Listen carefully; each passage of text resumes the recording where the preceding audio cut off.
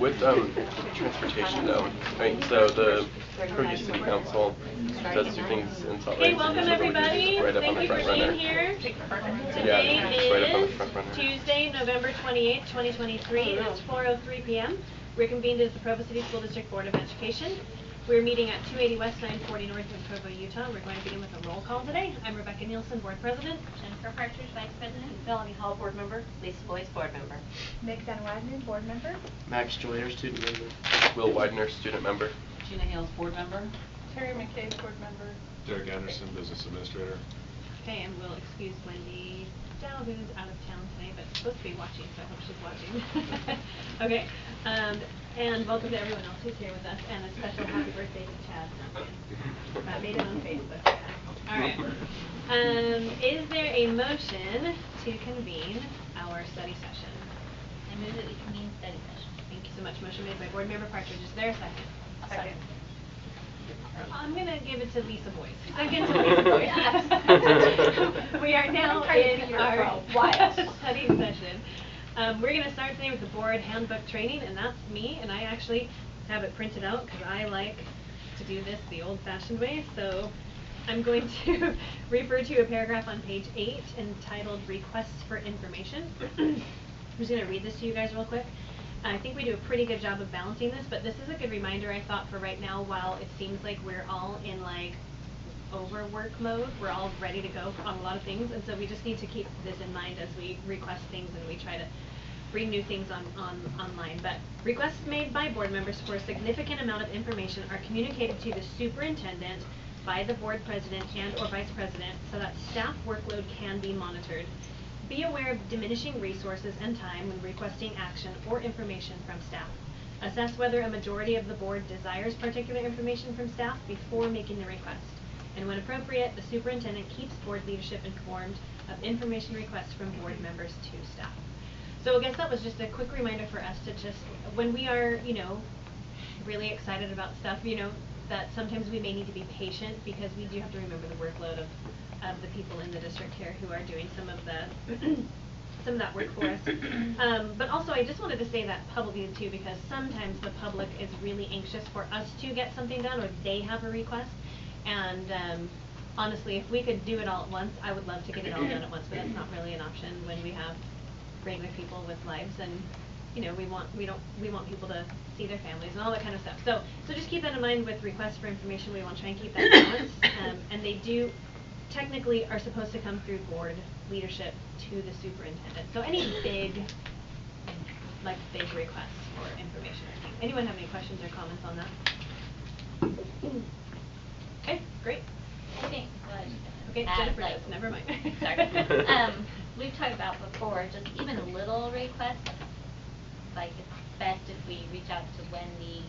Like I was thinking about this today, there's something I wanted to get some information on. I should probably reach out to her first and say, is it okay that I contact this person here at the district to get that info, or do you have that info already that you could just give to me so that we're not bombarding everybody in the district office with little questions? I think that's great. Just always be mindful of what you're asking for sure. Yeah. And keep Wendy in the loop. We also I've asked everyone to CC Wendy on any emails that go out anyways, so keeping Wendy in the loop should be pretty easy to do if we're always CCing her on our emails. So. Okay. Awesome. Moving on, we'll go to the construction update now with Derek Anderson. All right, so not much because it's the second one of the month, but the big update is just the TIMPU schedule. So as everybody is aware, that the plan has been to move into TIMPU on December 4th. That plan has changed. The 3 half days are still the same, so they'll be released early this week. Wednesday, Thursday, half day. Friday will be the normal half day, which will allow for staff to start moving over into the new building. But instead of having the students return on the 4th and start attending classes, that is now pushed to the 11th. And so that additional week will facilitate wrapping up of some additional items that are just taking a little bit longer, mainly the inspection of the elevator is the thing that's holding it up. As soon as we could get that elevator scheduled to have that inspection is the 5th, and it can't move from that date any earlier. So this will accommodate that extra week in there. Should accommodate also some additional transition time for the staff to help set up their classrooms also. Okay. Any questions or comments for Derek on the construction update? Nope. Okay. So officially the 11th then. Officially the 11th.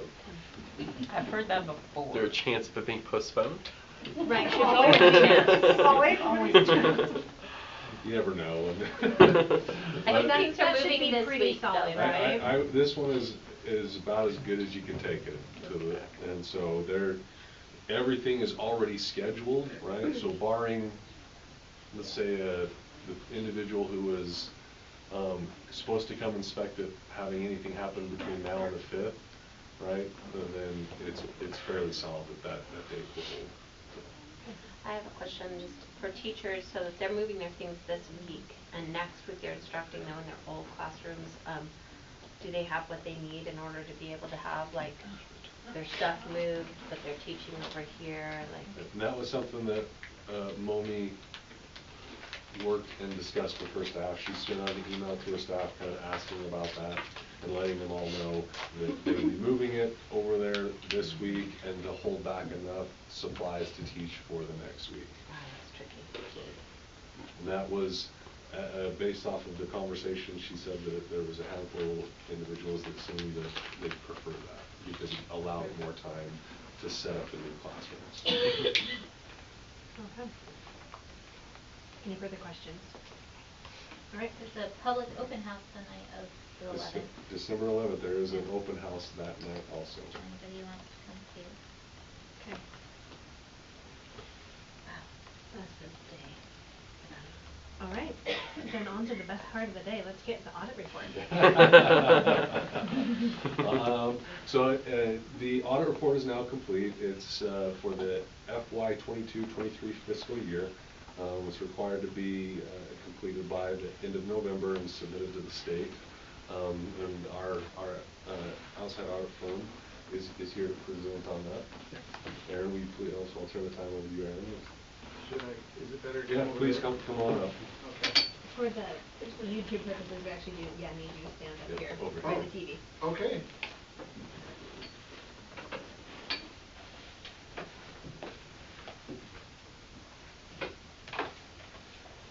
It's my understanding that you'll have it digitally so that I can point Yep. to the, okay. They'll pull it up here. It's attached.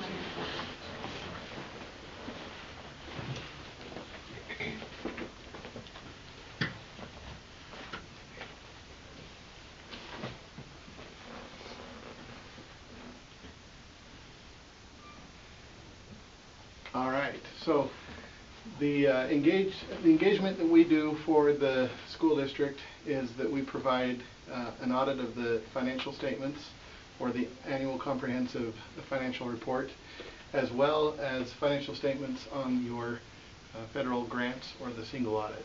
This first larger document is the financial audit, and so it's a little over 100 pages long. And so what we will do is we'll go to the opinion, which is, Keep going. yeah, keep going, keep going.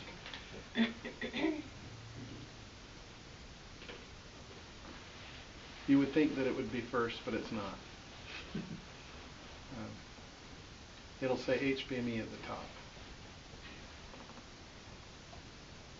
It's going to be this one right Right there. there. All right. This is the only document inside of this report that we can claim as ours. And this is your opinion. And the first couple paragraphs here just says that we have audited the financial statements of the governmental activities, etc., of the district for the year ended June 30th, 2023, and the related notes.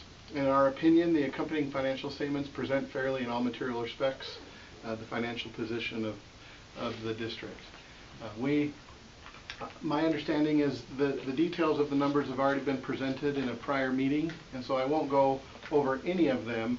I just wanted to let you know that you did have a unmodified or clean opinion for the fiscal year 2023. When we gain an understanding of the control environment, we are required to do that periodically, depending on various risk factors. We did that this year, and I wanted to talk about one of the areas that we felt was important enough to bring to your attention. This year we decided to gain an understanding or update our understanding of the payroll environment. And in doing so, we interviewed 2 people within the payroll. We interviewed people in the finance department just to understand the process of doing a monthly payroll and closing it out. And we noted that there are many checklists that need to be dealt with before payroll can go out the door. One of these is there is a missed punch report. And this missed punch report means that somebody has clocked in or out, but not the other. And so in order to be able to have payroll complete, this has to happen. Now, we looked at the written policies and procedures over the missed punch report, and it is not very clear. And so I can tell you what happens. What the preferred way of closing a missed punch is that the direct supervisor of that employee is made aware and actually closes that, because theoretically they are the best person to understand the situation over that and then do that. Well, in talking to the payroll department, we understand that when they try to reach out to direct supervisors at various schools, various levels, they don't really feel like they have a listening ear of that person, and that it's done timely or at all. And so what ends up happening is that the payroll department, so not to delay the entire payroll, will go through and close these missed punches. That is not preferred. The obvious reason is the risk is that you're paying for people who don't work. And so we want to make sure that the controls over that are looked at, and our preference is that the direct supervisors be in charge, and if possible, we did discuss with Derek and his team, and it does seem like the affected employees can be carved out of the entire payroll so that the remainder payroll can then go through, and so that the consequence of having a missed punch that has not been satisfied by the appropriate personnel is that their payroll paychecks will not occur that month until it happens. Nobody wants to have a negative consequence, but I think if you don't have an appropriate negative consequence, then nobody cares. And so I would say most definitely consider that, and just make sure that it is looked at. And I would say that payroll, take that away from them, the ability for them to complete a missed punch, and then nobody can blame them. They just say, hey, I can't do it. Go to your principal or go to whoever, because it's their problem, not ours. And then nobody gets to feel bad about it, because and that's really why I think they do it. They feel bad. They understand what happens if it's delayed. And so that was one of the areas that I feel like needed to be addressed. And then the second one I wanted to talk about is just internal controls at large. We are now in 2023 are in a very IT intensive world. And the finance department is a unique department of any organization, and that's because they, by their decree, have to be involved in every other department, where that's not the same thing in reverse. So they have to be able to know the controls and what's going on in every department to make sure that segregation of duties are properly analyzed, that there isn't unintentional exploitation of a procedure or checks going out or income coming in. And so they have to be aware of those policies and procedures and what's happening. Well, the problem that we traditionally, an audit trail was somebody puts a stack of papers on somebody's desk, they go through it, they sign it off, and it goes to the next person. We don't live in a world like that anymore. It's what can you do in a software. And so that software needs to be properly managed, and who has control over certain things and who doesn't have control. Because in my world, if somebody can do something, they do something. We hear a lot of times when we'll interview, are you able to create a vendor and write a check to that vendor? And they say, I don't think so. And so we'll go through that process and look at it, and lo and behold, they're able to. And say, well, I don't do that. I'm like, yeah, but you can. And so that's our problem. And so those need to be really analyzed entity-wide, so that you make sure that there isn't anything that you are inadvertently exposing the district to. Also, when you are talking to a non-accountant about accounting controls, sometimes you can also inadvertently create problems. There was an incident at a municipality that I had where somebody was tasked to do 4 steps. To get from A to D, they needed to go A, B, C, D. And they were saying, this is very inefficient. I can get from A to D by skipping B and C. And so they went to the IT and said, hey, give me these controls and I can be A1 best employee ever. Well, what they didn't realize, and the IT guy's like, yeah, this makes logical sense, gave them the access they needed, and everyone, they were able to be very productive. Well, that exploited them for fraud or possible just problems. And the finance director had no idea this was happening. It was set up properly, but then it was inadvertently failing because somebody that doesn't know the internal control environment and the do's and don'ts and the whys wasn't involved. And so it is my advice that you involve the finance department whenever you're doing something that absolutely could have an effect on expenses going out the door, income coming in the door, in any realm, whether that's payroll, normal expenditures. You just need to make sure that those people are involved, so that if something isn't unintentional. And that's almost all of the issues that we see as auditors, is not fraud and purposeful exploitation, it's unintentional. So those are the 2 areas that I wanted to bring to your attention as far as the internal control environment goes. We felt like because there was nothing that we saw that was problematic, that it's nothing more than a verbal comment this year.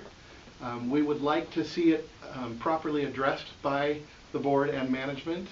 And so we will follow up during next year's audit. And if we feel like there was adequate resolution to the payroll issue and that the control environment at large is continued to be monitored, then that's it. There won't be any issues. If we see that nothing has changed, then the possibility of having that elevated to a written comment could happen. It's not a threat. I don't want that to be taken as a threat. I just wanted you to know the course of action that we as auditors take. So they're not official findings? They are right? not official written findings that will be outside of this room, that it won't be discussed. And so. On YouTube, though. What's that? It is on public record, though. Yes, it is on public record. I understand that, and I felt like it was important enough to let you know about that. But it's not like we saw something unauthorized happen. We just feel like that there's some betterment to occur. And that is really all I wanted to talk about on the main audit. And so if we can go to the single audit, which is a smaller report. To the very bottom. Oh, it's in the same document, very bottom. See, as she is scrolling down, you can see we read all of these. Many times. So did we. I know, I will And, if I yes, read it. and it's crazy. So go up a little higher. I think this is, yep, one more. And one, keep going. When I said the very bottom, I guess I shouldn't have said that. It's like Near the bottom. 7 pages to the bottom. Page 140. Well, yeah. Well, not 140 on the PDF. 140, Yeah, sorry. it's going to be on this page. We'll start from here. All right. So, like I said, we are required to, when we audit the federal expenditures, that we classify your federal expenditures by grant, and we do a major program and a non-major program, type A or type B. And then we, based on that classification of risk factors and other things, we will test them in depth or just gain an understanding of the control environment over those grants. And overall, we had no written findings on this. There was a written finding in the prior year that we obtained current year status and feel that it was fully satisfied. And so if you go to the next page here, this just talks about deficiencies and what they are, and that we did not find any deficiencies. Keep going to the next page. This, and I don't know if you can turn it, but if not, everyone's going to tilt their head. This just shows right here all the federal grants that you spent during the year.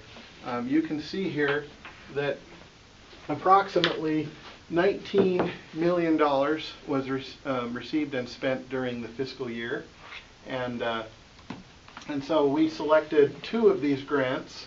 And if you go to the next page, one more. This is just your notes. Keep one more. All right, this is the summary that just says your 2 major grants that we tested with special education cluster, and then the education stabilization grants. All these no's are a good thing. That means that we didn't have any written findings or material weaknesses or significant deficiencies. We issued an unmodified report, and we were able to consider the district a low-risk auditee as it deals with federal grants. That's great. So go to the next page. And here is the summary of findings. No findings required to be reported during the fiscal year and the prior fiscal year, as far as it goes to reportable conditions on internal controls over financial reporting, as well as reportable conditions, up here, question costs and recommendations. And so other than what we noted there, we did not have any. Now the final part of the compliance section is the state audit compliance. So if you'll go to the next page, this right here, we are required per the state auditor's office to look at certain criteria, some criteria that we're required to do every year, and some criteria we're to do every 3rd year. The funny thing about that is that 3rd year classification changes all the time, so I just feel like we're doing it every year. But here are the 7 areas that we tested, and they don't have a materiality in many of their compliance requirements. So if you're supposed to do something 1,000,000 times and we saw one instance that you didn't, that finding would be there, saying 1 out of 1,000,000, they didn't do it. And so in this, we looked at things on these areas, and there were no issues that we felt needed to have a finding or a written comment on. We do feel like in each of those areas, the finance department does a good job. They're very aware of what needs to happen. The compliance guide is on their website, so they can go up and see anybody, all the requirements that are needed to be accomplished. And so if you go to the next page here, one more. It's a long opinion. So this right here, current year findings. No findings required to be reported during the fiscal year. And then there was a budgetary compliance condition that happened last year that just said that there was an amount over budget. It was a very simple one. There was some bonds that were, your debt service was over budget just because it was unintentionally not budgeted for, and it wasn't an issue. Everybody understood what it was. We had to put it on there just because we had to put it on there. So we put down here at the very bottom that we'll submit to the state, condition is fully satisfied. So we don't have any issues. We really felt like that was a unique instance. It had nothing, it wasn't a pervasive problem, and that's why I think it was missed. If you remember at the time, there was bonds that were refunded when Stephanie was here. It triggered, but she didn't get the document signed before she left. And so I came on, signed the documents, which then triggered this. Yeah. So It and that's wasn't really, signed in on time, is what you're saying. Well, it crossed fiscal years, and because right when I started 2 years ago when this occurred, this should have been on our financials as a refunding, but because of the timing and not being caught and discussed right as it started in the transition, it just got missed, and so that's why. yeah. And most of the time, almost always, in fact, when you have a finding with state audit compliance, if it happens once and you correct it and they don't see it a second time, they won't even notify you because they understand that problems happen. And where they really get worried is when they see the same finding 2 years in a row. And so this isn't going to be an issue at all. So that, in a nutshell, is the results of the audit for the year ended June 30th, 2023. And I want to give what sounds like an obligatory, but it's not, a kudos to the business department, the finance team, and those in the various departments that we dealt with. People care, and you can tell. They really do. And I think it's important for you as a board to know that. And they do a great job. So, any questions that I can address? Any questions from anyone? We asked a lot of questions in the past. Yeah. Yes, I like that. They should take the heat on all those questions, right? This isn't for you. Okay. It's more for how do we ensure, what conversations do we need to have about the internal controls? Is that something for a future board meeting? Yeah, I would guess we need to have a discussion about it, right? Because we need to take care of that, right? We As well can as the definitely have a payroll discussion. environment. And that'd be a big conversation as part of that finance committee, right? Is a conversation of the topic in the finance committee of evaluating and assessing internal controls. And then you can bring, I would like to hear eventually, so you guys in the finance committee do the hard work, and then you just bring us a report and we'll ask all the questions. Perfect. Right, we probably do this in the finance committee first, right, before we hear that information. Okay. I just want to say thank you so much. You're welcome. I wasn't able to read that whole document with the level of scrutiny you are, because It's boring. I mean, actually, I just don't have the background to, like, it took me a while, right? But thank you for the work you're doing, and thank you and your whole team for the work that they're doing, because, I mean, they had every answer for every one of my bajillion questions about that. That's wonderful. So, yeah, thanks so much. Absolutely. And thank you so much. My pleasure. Great job. The finance team and all of the assistants at the schools who and all the department secretaries, this is a team effort to get the accounting where it's at, because if the location of the department or the school, it's not coded correctly, it adds more work at the finance department level. But we can't catch it all. It's impossible for even the finance team to really try to catch everything. And so it's for everybody to ensure that these reports are clean. It really does take an organization as a whole to rally around the things that are needed to make sure that these numbers are accurate and correct.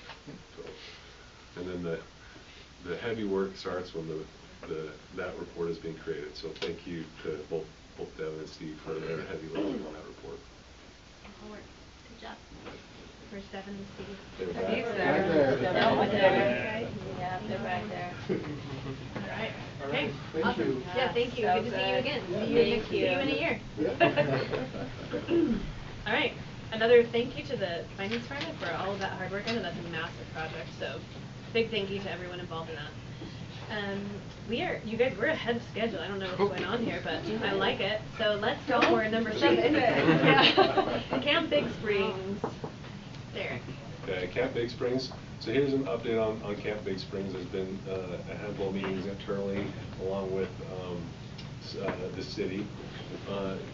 Due to some of the considerations and the things that are being, needing to be analyzed, there's a type up of kind of what has been analyzed and discussed. One of the things based off of kind of our risks that we've got and considered along with where the location is currently, the proposal is to leave camp in the current location for this year while we do an analysis to see what the cost differences between leaving it in the current valley versus potentially moving it up to the flat spot. There wouldn't need to be any new budget for this because we've already got budgets allocated, and we would make it work there locally at that location in the valley with the current budget that's already allocated. If as the plans and things move forward to hold it there, if anything changes in needing new budget, we would just bring that back saying, look, we're going to need, and it would have to be capital because capital would be really what would be needed to get that area to where it's needed. So that's kind of the proposal that we're bringing to the board, is to let us hold it there on site locally for this year while we analyze a long-term plan and a true cost comparison, just due to the timing constraints of trying to do a comparison, redo, because to move it up to the flat spot, it's going to require redoing curriculum. It's going to require, potentially having to put capital expenditures up there for that. It's a heavy lift for just between now and May, right? And so that ask is leave it here for this current year while a long-term analysis is being done to determine the cost of each location and what is feasibly where it would be the best. Do we need to vote on anything? I don't believe you'd need to vote on this one.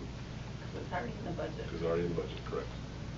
So this is mainly informational, unless there's a decision to try to say, you know what, we don't want to do that, or let's just go forward and start building permanent structures and analyzing it. Right now, this is more informational, unless the board would like us to change directions on it.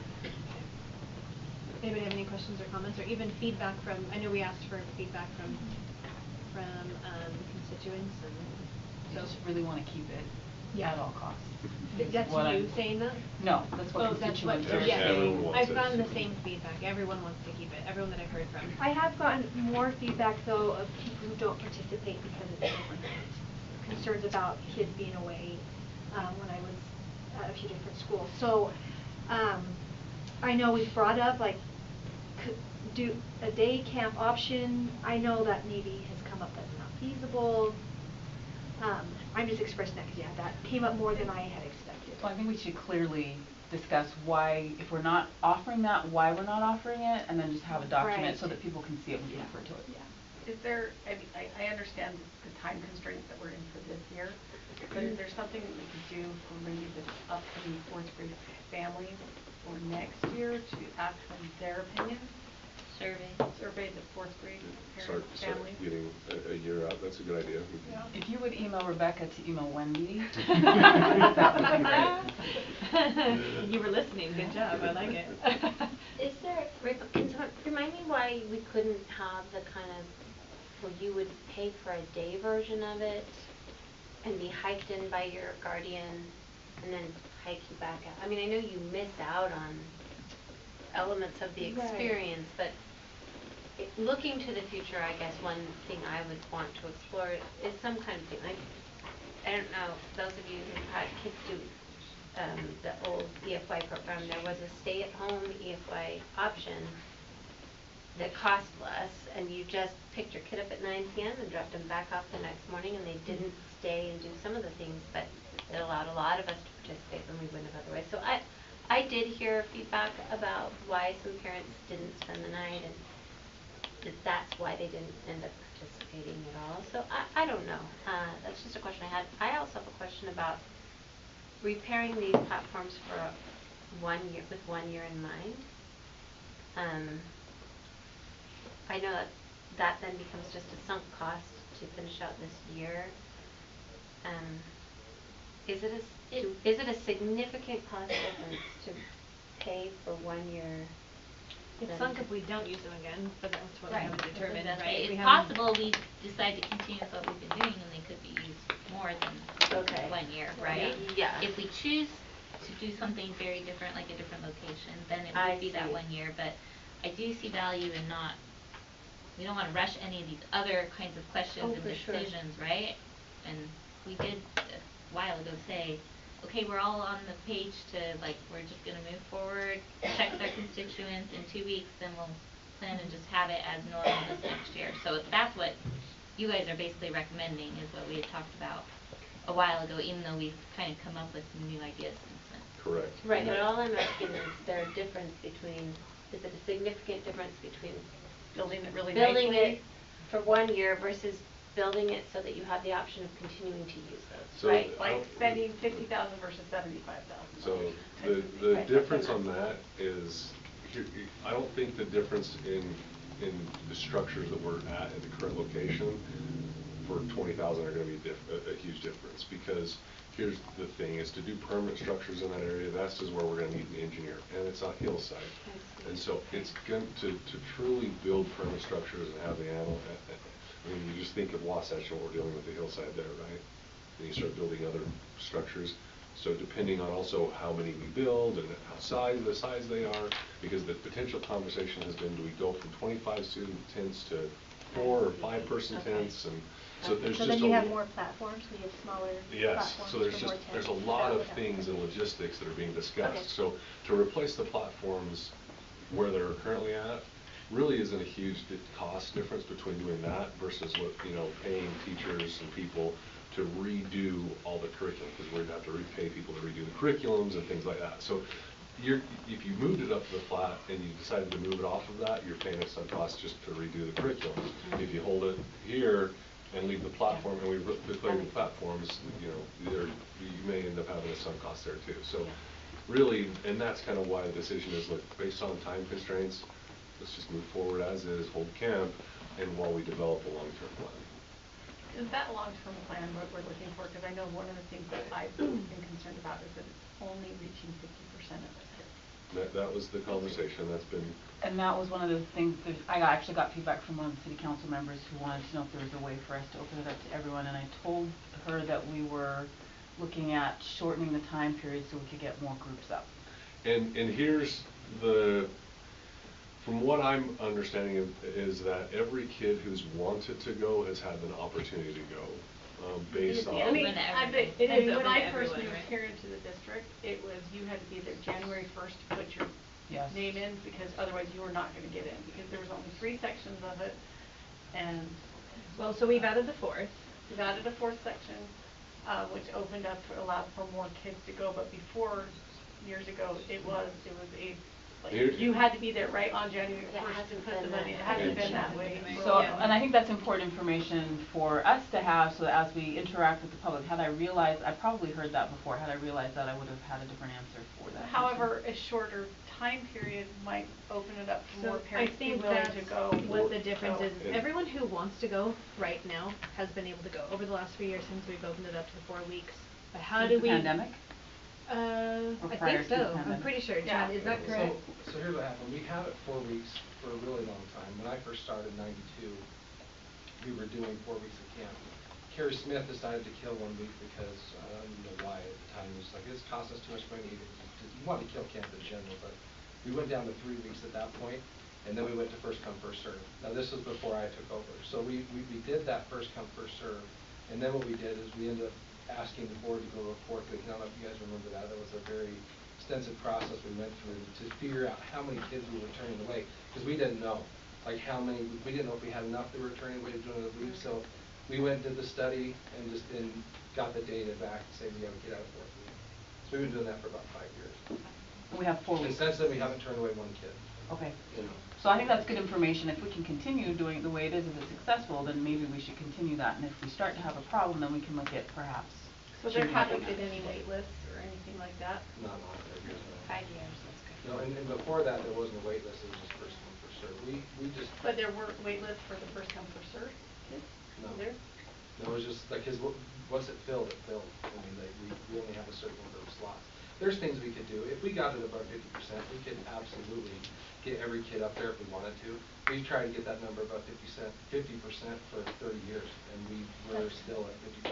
It's been fairly consistent with that number I guess for a summer program. I'm just saying though, like, if we had a different option where it was only a 2-night thing, that there might be more parents that might That's be what willing to do it. That's the point I was trying to make So- too. If only 50% of the kids want it, then maybe it's the offering, right? And maybe Yeah. it's the offering that how do we get 100% of the kids to want You're to never go? gonna get 100% of people participate in it. What, Is that right, right? I don't think we can I don't either, think we'll get yes. 100% Yeah, but either, that comes down it's to the just survey and the survey, research. and I Yeah, think that's sure. where doing the 4th grade survey would be a good thing. I mean, I would love to get 100%, but I agree. I don't think we'll ever get 100%. And to It's Meg's camping. point is that, Right. maybe there is a cohort of students who just, the parents that don't want to send them up overnight, right? Right. And that's where part of this full analysis will come into play, because the flat spot up above is much easier access to and from that spot, to where parents could potentially come up, drive, pick their kids up, and then take them back down. Right. And there's not near as far to go to that spot versus to try to go up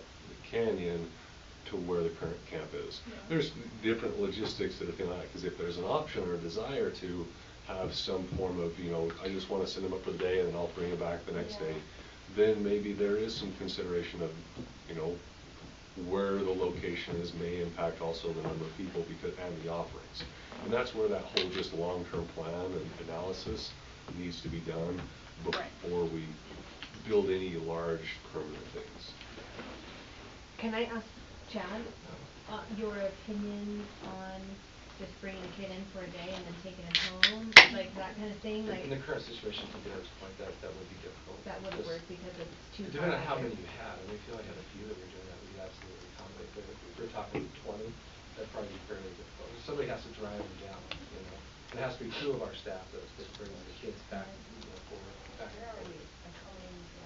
Yeah, we do a ton of accommodating, but not to that degree. And I don't know what that would look like. I mean, if there was just a few, absolutely we could accommodate. If it gets too many, that would become difficult from that location. From the flatter meadow location, is that an option? It's more of an option.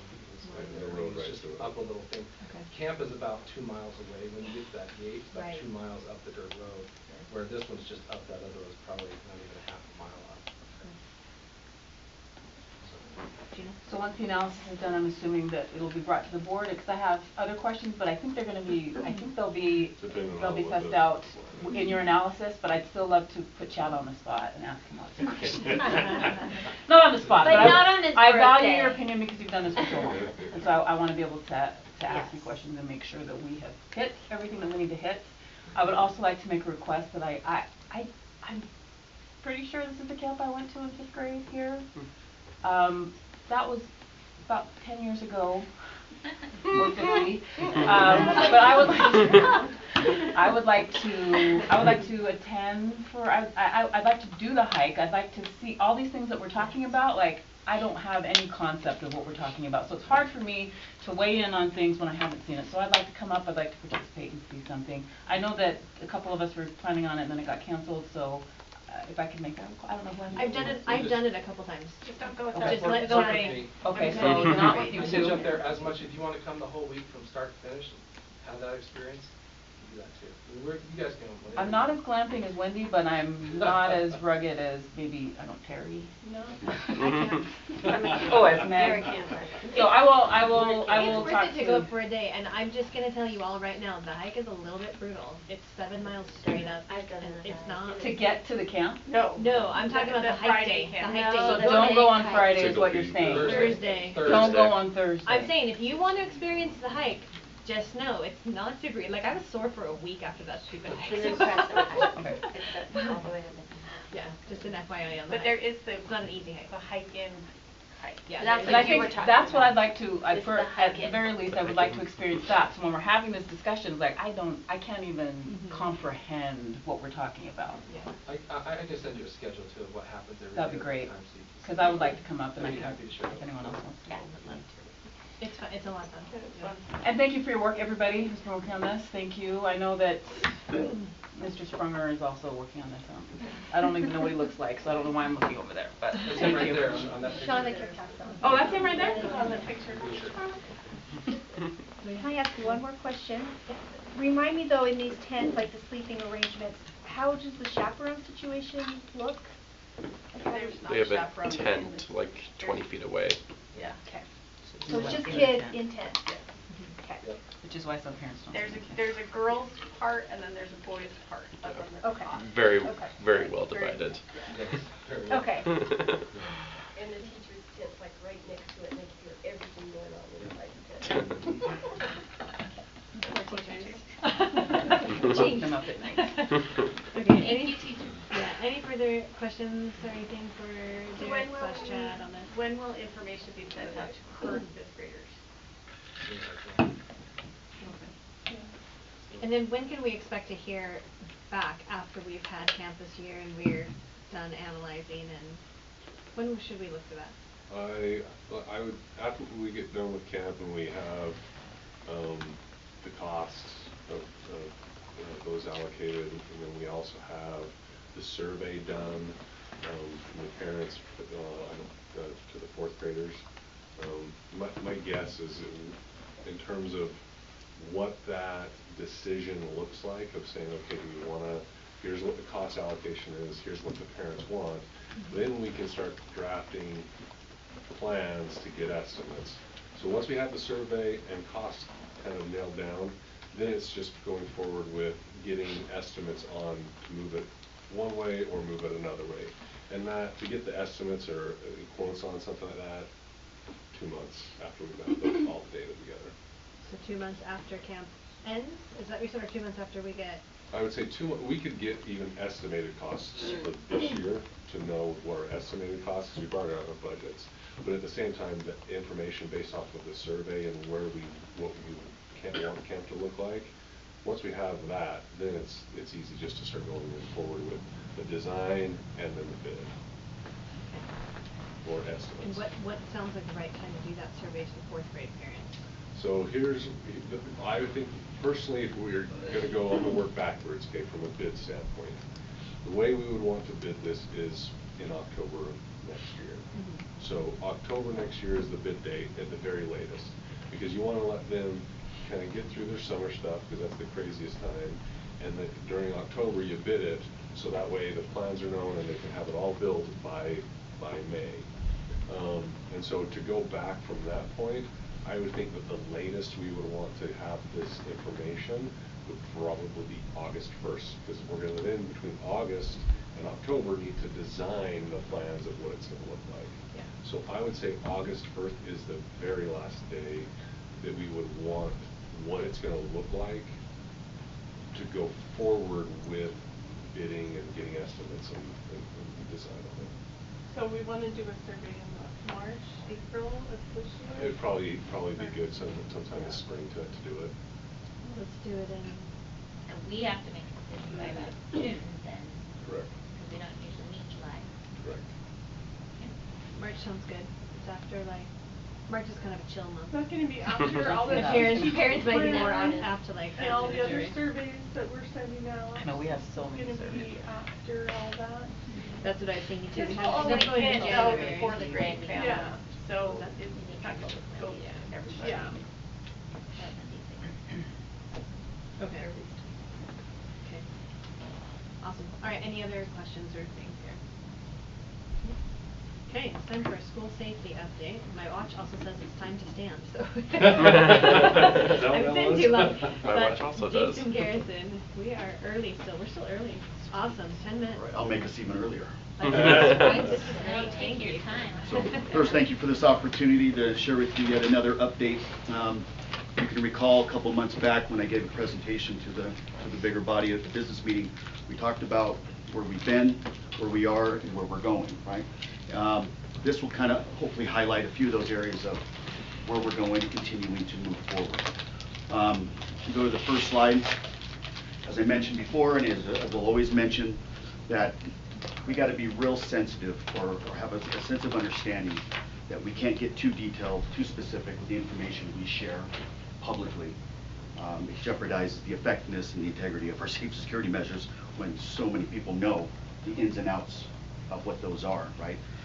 So more than happy to discuss in an executive session or closed session, whatever you want to refer that to, or I can meet with you individually or collectively and discuss the really specific details of those. Without saying, you know, first and foremost, I appreciate the board and our district leadership for making safety and security a priority in our district. You know, I think it's evident with Board Member Hall in the 27 years she served on that committee. And in the last year and a half that, you know, Board Member McCabe has, your input's valuable and your presence is essential to the success of our safety plan and program. Also, without saying, as I mentioned before, our safety security plan is multidisciplinary. Doesn't have a singular department or a singular focus. We've incorporated every single department in our district because each one has a specific aspect as to how it keeps our kids safe and secure. So again, much appreciation to all the departments for their contributions to our efforts. If you go to the first slide, the first one right out of the gate, we'll knock this one out because then it gets better from here, is the Raptor Electronic Visitor Management System. So as you can read, I won't necessarily read these to you, all the schools have their systems in place except for the 2 comprehensive high schools. Okay? That's a separate entity in itself, in that we are working toward that. But as of right now, all schools have their systems installed, but they are at various stages of implementation. Not because of the infrastructure, not because of the technology or the facility issue, but it's the training issue. Some offices, some schools need some extra learning curve opportunities. Some others are getting it right out of the gate.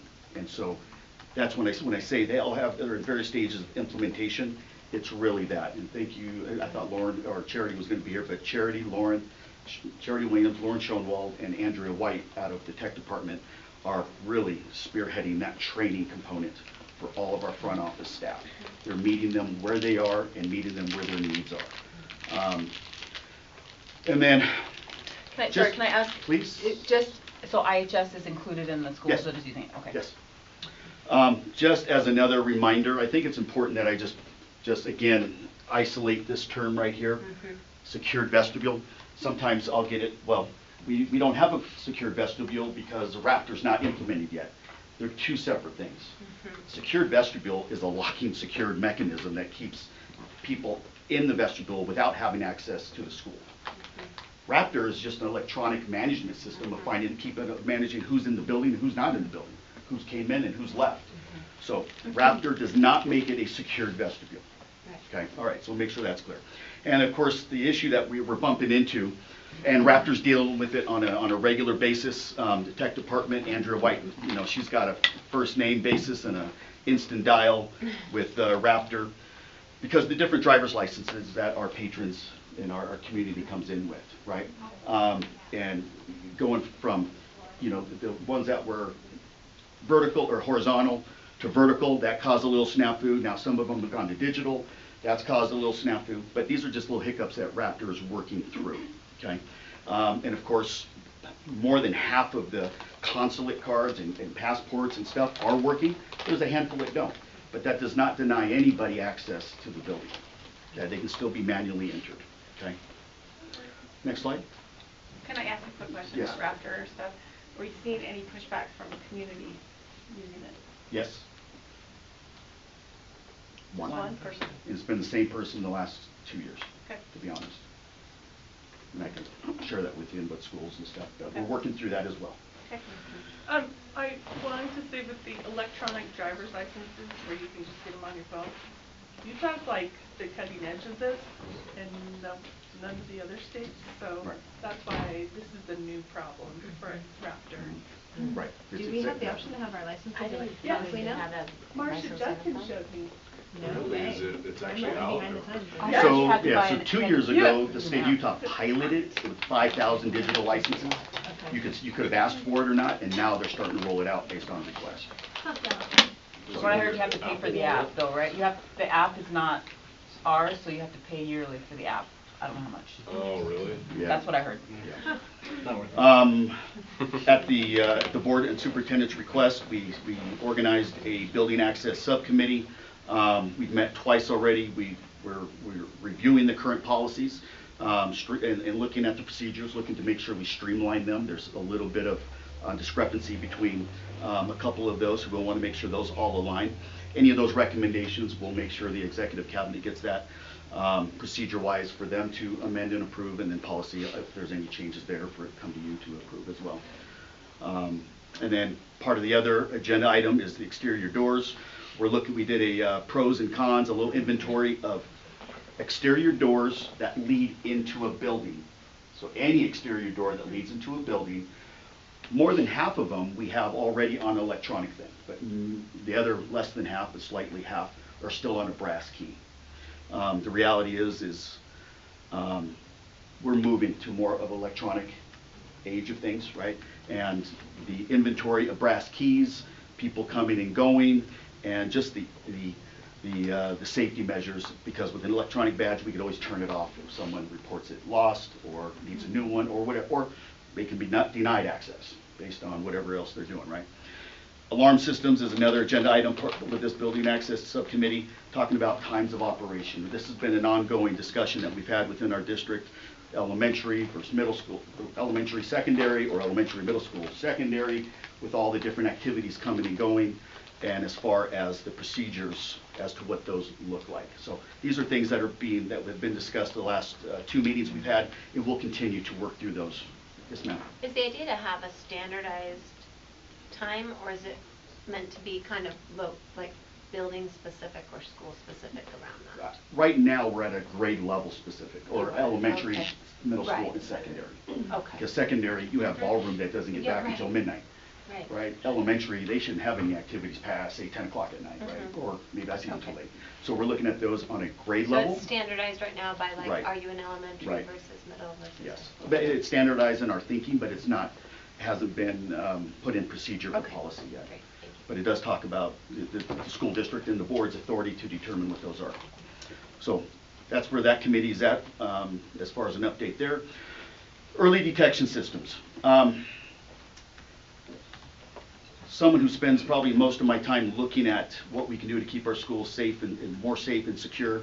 I come across all these after-action reports from all these other crises that occur across the country, right? And when the commissions get together, these independent commissions, Guidepost also being one of those commissions, puts together an after-action report. They identify a handful of things that went well, and things to get better, right? And one of the most common things that I have read across the board over the last handful of large media-driven crises across this country have been, there was no standardized student threat assessment, and there was no early detection system. Catching a filter catching buzzwords, or catching an email that may have been sent through the schools, through the students' email server, right? Or Google searches on their own Chromebooks, things like that. Well, not that you can necessarily sleep better tonight or tomorrow, but we've been doing evidence-based student threat assessment for a number of years now. And it's the expectation, all the principals have been trained, they know how to do it. It is a little tedious process, but it's an early detection system to where we can get all the information we need based on that student and maybe the threat that they were involved in, but also the supports in place. So again, it's early detection. But a couple of other items that we have that I know you're fully aware, but I think it's nice to see it, is that we have the BARC, we have the Safe UT, and we have the Content Keeper alerts. I can't speak to the technical language of those. All I know is that those are, again, early detection systems to where if a student is on their Chromebook and is looking up something inappropriate, an alert comes up, right? Safe UT is an anonymous tip line, and it's a crisis chat. It's run through the University of Utah, and they deal with it 24 hours a day. It doesn't always have to be anonymous. It doesn't always have to be the student involved. We've actually had a number of parents, of friends, parents, notifying on Safe App they're concerned about this other student that's not theirs, right? So again, we've got 3 early detection systems that we're able to read through, we're able to be alerted on, and hopefully we can do our best to meet the needs of those students that might be in crisis early, right? So it's good to know that some of the things that the commissions have talked about those other districts not doing or doing well, we're doing extremely well with those, okay? Next one. Window protective laminate. All schools have now been refitted with upgraded window protective laminate. I'm not going to go into, I won't go into details as far as which ones and the timeline, because I think that's sensitive information, but it definitely can be shared individually. Go to the next. Okay, HB 61 was the new law that was passed. It's a huge safety bill on steroids. It's huge. And it's taken many of the things we already do, emergency management plan, student threat assessment, having early detection systems, having infrastructure, having facility upgrades, and Utah, what's it, Congressman, whatever he is, Ryan Wilcox put together this huge HB 61, okay? And in it, it gave some funding opportunities to increase your facility, safety and security, right? Things that we may be in need of, or things that we want to enhance, right? The good thing is we have a really robust safety and security system. Those that have attended or read even our safety and security committee meeting notes, we have a laundry list of a lot of things we do, and we do really well. But with Guidepost, that outside auditor of our safety and security program still identified some areas of next level things. Like, we already do things at the minimum level of a national standard, but there's some things we can do to increase. And so these are things that we talked about with Mr. Anderson about this, and where some of the funding options can go. And this part of the grant it's not necessarily a competitive grant, it's a proportionate grant. They look at what our needs are, they look across the state of what the other schools have or districts have and don't have, and then we get a percentage of what our ask is. So we received about 52% of our ask. I can get you the specific spreadsheet numbers at another time, but we were notified just last week that we are notified of our partial award. And the 2 projects we had put on there was the interior surveillance cameras to increase, and this is the national standard for safety and security, so to increase those number for more coverage. And then the second part of the project, or a secondary project, would be to increase the number of exterior windows on our campuses, okay? Again, I don't want to go too deep as to what windows have been done or not done, but at the same time, just know there's some that need to be completed, right? And so this was a part of the grant. This grant was voluntary. We chose to do this, right? The money was there, why not get it? And we got 52% of what we asked for. So it's not a bad deal in a sense. The second part, if you go to the next slide, Bonnie, is this part. This part was a part of the HB 61 that is required. Every LEA had to designate a school safety specialist for every single school. The safety specialist is principal designated. It could be principal himself, it could be an assistant principal, dean, counselor, social worker, teacher on special assignment, and yes, all 18 schools have a variety of one of those, right? And so this just kind of gives you the quick snapshot. There is a specialist, it has a nice infographic. I'm not skilled enough to do that. I probably should have asked Shauna, but you can click this and it gives you basically what I'm outlining here in a nice, prettier fashion. Yes, ma'am. Do the specialists in the schools get compensated more? Yes. Well, there's a stipend they receive, Sure, stipend. so it's not added to their. I mean, Derek, you'd have to answer. It's not part of their salary. It's just an additional stipend, right? So, and that's already been allocated, but we were required to submit applications for the grant for each school. And that was automatic distribution. So we could use the grant, so that was part of. So this was all paid for by the application. HB 61, the second part of that grant funding. Okay. Right? The first one was optional, this part was So required. that they, okay, so the state funded. Yes, ma'am. HB 61, how long does it specify that grant money will help pay for this position? That's a great question. So, because it's a law now, right now, it's an ongoing funding source. But the grant itself will. So, this is 75 million has been made ongoing? I thought it was one time, but this year they were looking at making it ongoing. Possibly. Right, possibly. Okay, so That's we should possible. look into that and. Yeah, it That's says one possible. time in the, Right. it says one time right here. He'd love to tell us to do things and give us money Yeah. for only 1 year. Sure. Okay, well, that's a good thing we noted. Sure, Talk to absolutely. And it talks, and I spell it out here, what some of the responsibilities are of that.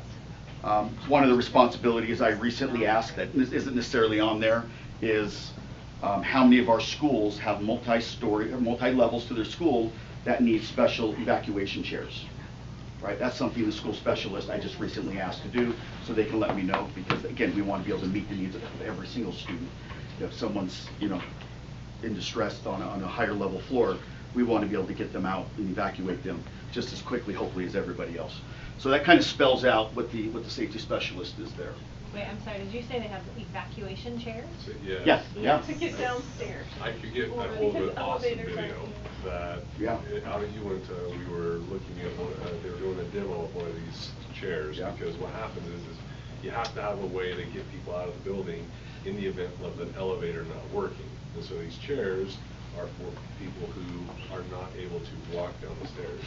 Hospitals And have to. they were testing this chair, and as they started to go down, the binding mechanism did not work. And so next thing you know, you see both Like a people roller go coaster? flying down the stairs, dragging one person. That's not the chair we're looking for.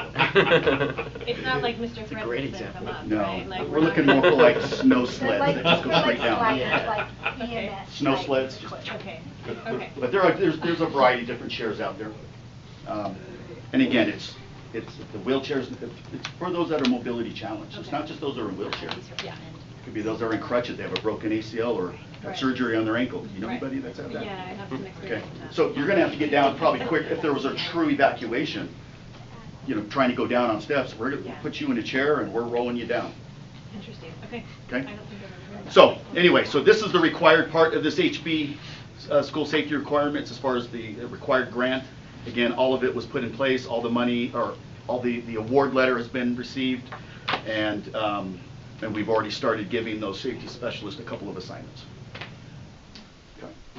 And whatever else you got. I do want to say, part of this bill is there has to be a task force at the state level. State level. And Utah County Sheriff Mike Smith is on that task force, so he represents us. One thing I didn't see in there was lights. And I know at Franklin, one of the problems is it gets dark and scary in the parking lot. And so did you see anything about outside lights? So exterior lighting has Yeah. come up. Yeah, the Yeah. answer is yes, it has come up. Is it on the next layer or level of items to get addressed? No. We just haven't dove too deep into that yet. But it wasn't in the bill? No, Okay. no. That wasn't in the bill. That would be more I'm gonna have facilities. to, I thought there was something that, I'm gonna have to talk with our maintenance department, because I do remember that being as a discussion item as we were discussing capital funds, and so. Right, we're talking about capital funding to do that. Yeah, so I'll have to look and see where. Yeah, I don't know about other schools, but, I live right next to Franklin, and it's dark and scary in that parking lot, and I know teachers have complained to me about it. Yeah, I think we've talked about this before. We've talked I know about it's on, it. it's on the capital facilities meeting. Yep, so I'll see where we were at on that, if it got funded, or if it didn't get funded, where it's at, did it still make it on the list to still be tracked? So it's something that's on my radar at least. Yeah. Yes, ma'am. I just wanted to pass on to you, I've now heard from 2 different parents who called or emailed to say thank you to our district for taking safety seriously and being proactive about it, and so just wanted to pass that along to your Appreciate team. that. This matters to all of us, and parents know that you're being really proactive and you're above the curve on this, and I'm glad we're going to stay that way. I was going to say almost the same thing, that thank you for being proactive and being ahead of it. Where would you say we are in terms of like what we've done as a district compared to what the other 41 districts have done? Or other Turn 40? YouTube off? It's significantly, our program is significantly robust compared to what others are having. Some of the initial requests that some of the smaller districts maybe who don't have as much money or hasn't prioritized, they're just now talking about putting exterior cameras on their campus. Some are talking about just now what's going to take to secure a vestibule. So I don't want to. I mean, having Right. sat on the committee, You know, right, yeah. I know that we are, but I just want the public to know Yes. that we are taking Yes. this very seriously. Yeah. I'm extremely proud of the board's push and our executive cabinet's push to make it a priority, and it's clearly evident across all the other districts in the state. Very similar to the enviousness of other districts of our one-to-one with social workers at every school. Yeah. Right? That's just an incredible investment and resource that we have for our kids, and of course the safety and security measures that go into place. So thank you guys for pushing us through all that. So one thing that I've heard from students, and this came up at the district student council meeting last month, or actually this month I guess, but was on misinformation about security, or like in things that have gone on with, like, say there's a lockdown drill where maybe someone didn't get a message that it was just a drill, or where there's just kind of no clear answer and no one knows what's going on. Is there plans to address that? So that's a human error in a sense, right? It's a human element. It depends on which person that's having to oversee the crisis. It's how they respond, and unfortunately, I can't guarantee how each one's going to respond in whether it's a drill or in this for like Provo High. There was 3 hoaxes in a matter of a year, right? And so there was a different administrator for each one. Each of them handled it just beautifully, right? But maybe the message could have been different. Maybe the message wasn't different. But at the same time, you got human people there trying to, get that information out. And that's why this last 6 months, we've really involved, Caleb Price, our director of communications, to be front and center. He's one of the first phone calls we make to be on site so we can make sure it's clear, consistent communication across the board.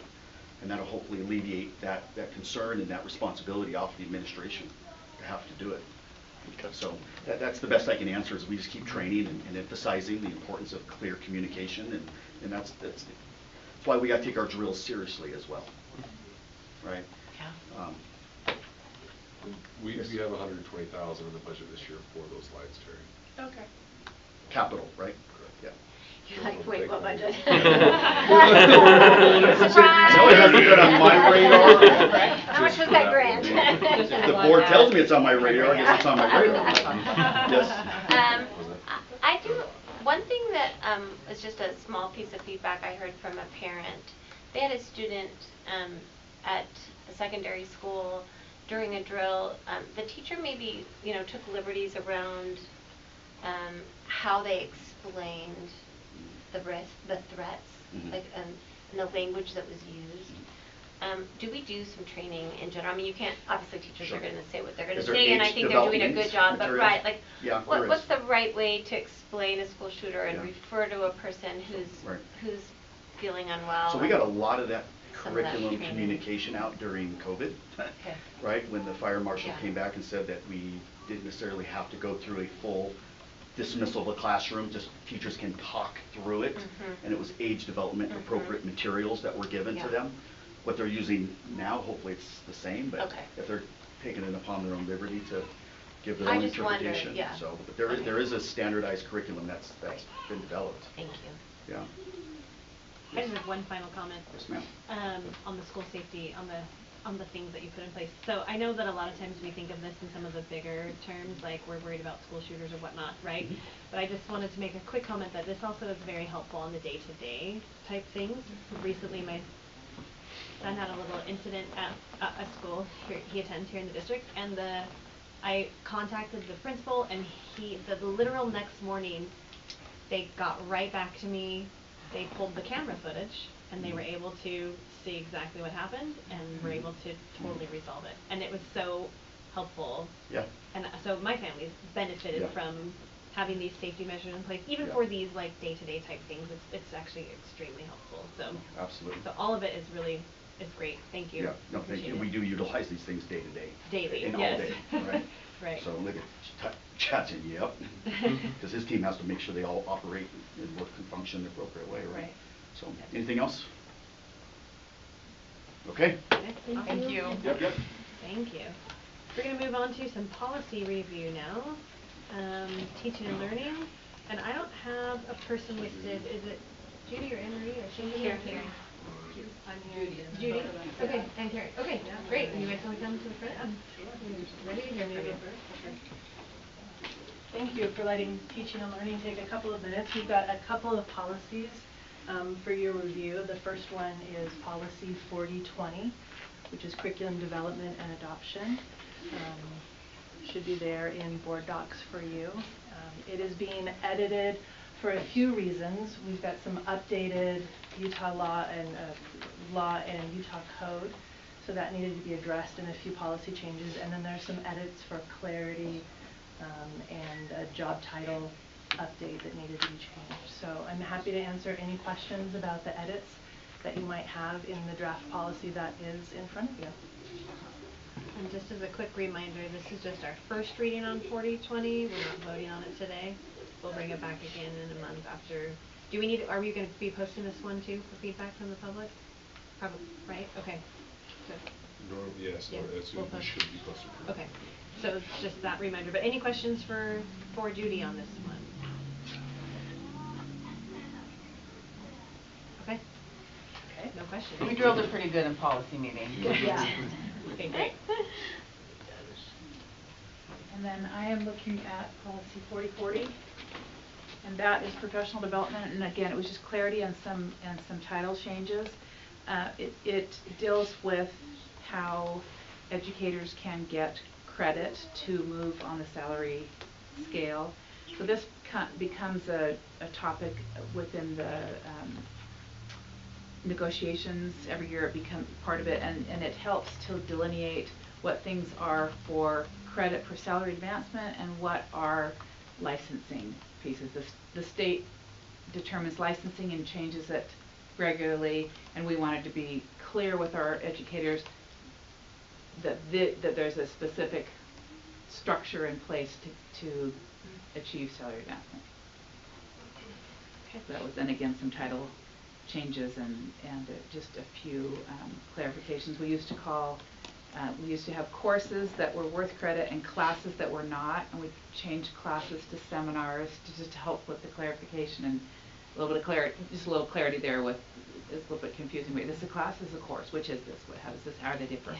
And so seminar, we felt like it just matched that better. I had a question. Yeah. There's on line 41 it says C 53020P4. When this is finalized and put on the website, will there be click on it and go directly to 55320? Yes, absolutely can. Okay.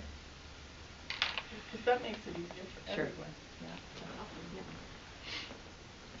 Again, this is also first reading on this one, and there will not be a vote on it today, so just a reminder of that. But any questions for Karen on 4040? The one question I had at the policy meeting, and I just wanted to mention it, and it's under licensed educators down in the second paragraph. It says, the board prioritizes teachers and administrators working on site with students, that paragraph. At the end there it says, as exempt employees under the Federal Fair Labor Standards Act, teachers and administrators do not qualify for overtime pay and may be required to work beyond regular school hours. And I just wondered, like, my question was, how often do we do that, and how do people feel about it, and is that something we need? So it's set in policy somewhere else. Yeah, That I saw that. that wording is simply to clarify that sometimes principals can ask that people to stay and do professional development activities after the teaching day. And Okay. so it's part of what we do. And one of the things that has been a huge priority of boards in the past that may or may not still be a huge priority is that they didn't want subs. They wanted teachers not to be released from their classrooms. They wanted them to do it outside of the school hours. And so as part of that conversation, part of that conversation is exempt employees, and so it can come up. And do you hear feedback from teachers on that? That's a point of confusion regularly, that my day ends at 4 o'clock and I'm done, and people can't ask me to do more. And actually it's within the negotiated contract and within policy that the day doesn't end when the students walk out. That's tricky though, right? I mean, It is. And it's because it's other places, it may or may, you may decide, we don't need to restate that here. That would be an option. This is not the only place that this conversation is being had, and I mean, the and bigger conversation is tricky, so I don't need to open that right now. But it's a big issue yeah, with professional development, that professional development is intended to be part of your contract.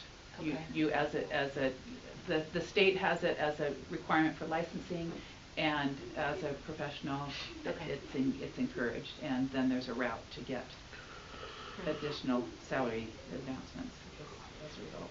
Okay. With the expectation that potentially, yes, it will have to be outside of your working hours. Right. And I was just going to see, is Jason here? I was just going to say, is that written in their contract? They say, I don't know who would ask. Jason would be the guy to ask that. So, but that's for future. Yeah. Yeah, I would.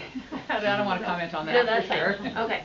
So, Karen, can you give us an idea, like how often is professional development during normal working hours versus, we have to stay after till like 5, 6 o'clock tonight, right? It's very school dependent. I mean, certainly there are professional development days where we have offered teachers with those options that can move to salary advancement. Lots of options are optional. There's too many words of option in there.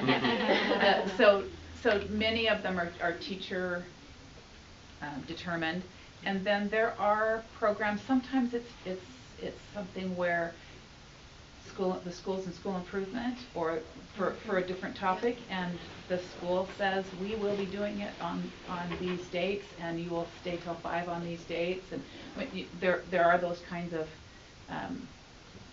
non-optional professional development situations that I wouldn't say that we have weekly, monthly even in most settings.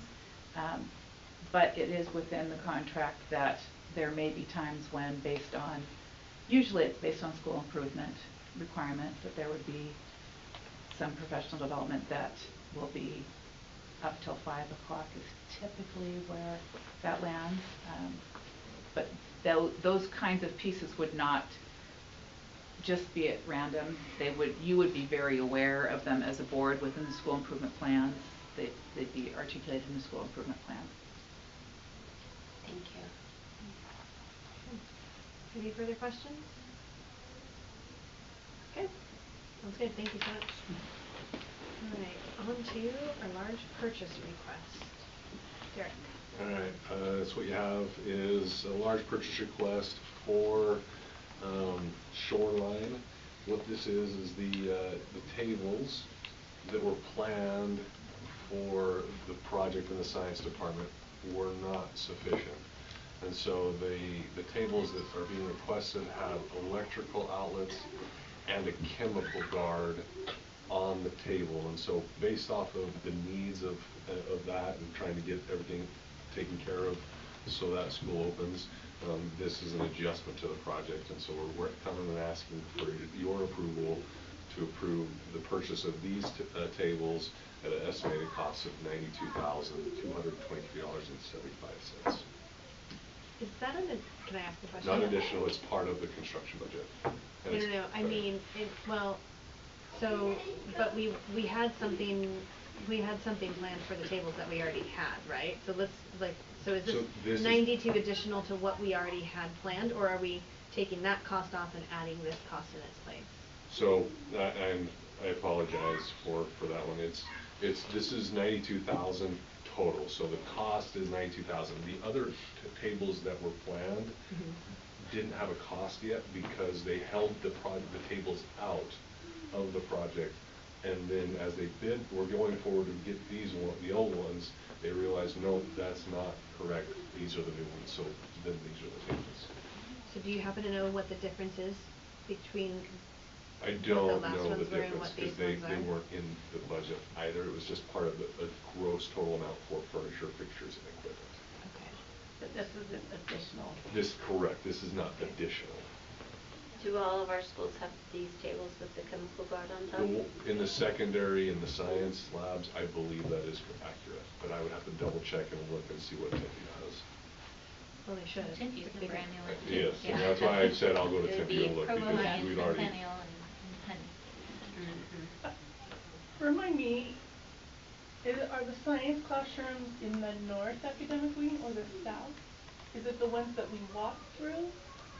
The north one. That's the north one. I don't We remember off the walked top of through my the head north. which side they're on, if it's the north or the Okay. south side. But I couldn't remember, like, it was pretty bare. Yeah, it wasn't, rooms, nothing was in there yet. so- Yeah. Nothing's been purchased with it, so it's not like these tables are, old tables were purchased and not good enough. It was essentially as they were gonna purchase them, a pause and then shipped it over to these ones. So this is all part of the budget anyways? It's Yes, just- correct. It's just putting the right tables in versus. Okay. And if this is the first one we've received for Shoreline, right? Correct. There's more coming. Are there, like, that you actually know about, or are you just predicting? No, there are, because John Okay. has been working with our workspace Okay. elements. As long as the elevator's So- in, I'm happy. The elevator is on site on that one. Okay. And here's the thing, is that this, because I didn't put this in the construction update, but this is probably something that should be said so people understand, okay? Is that the current construction industry and realm of climate that they're operating in is such that there is a tight labor market, right? It's been 20 years of a tight labor market, and then with COVID hitting, a lot of that older generation also walked away.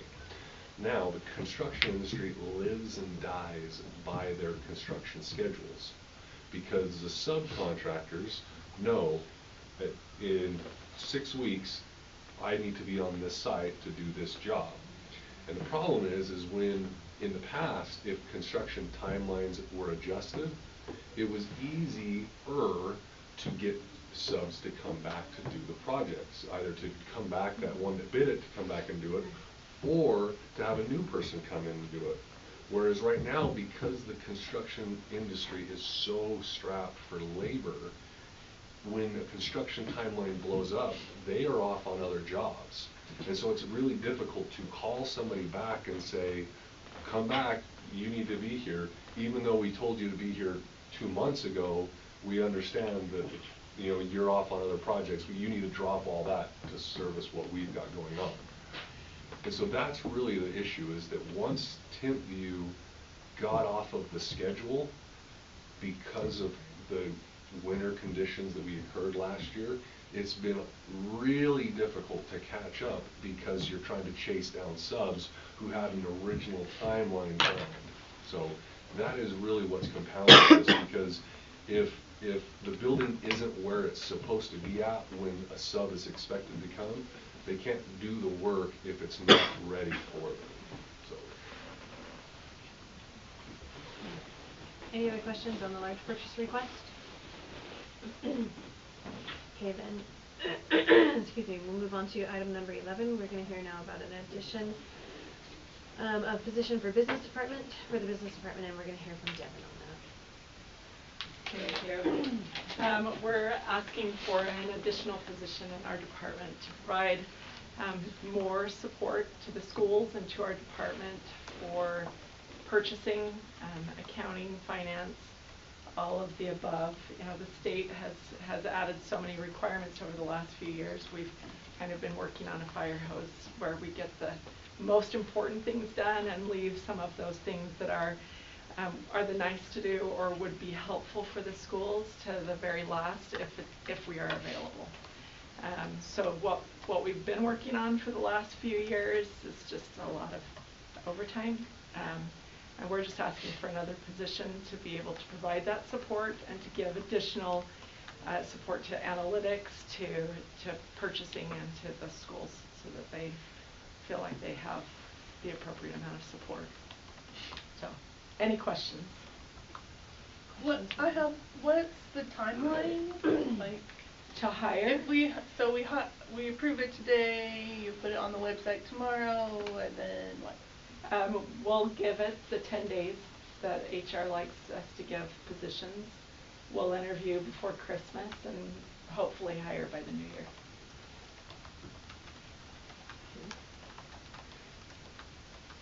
Any other questions for Devin on this? Okay.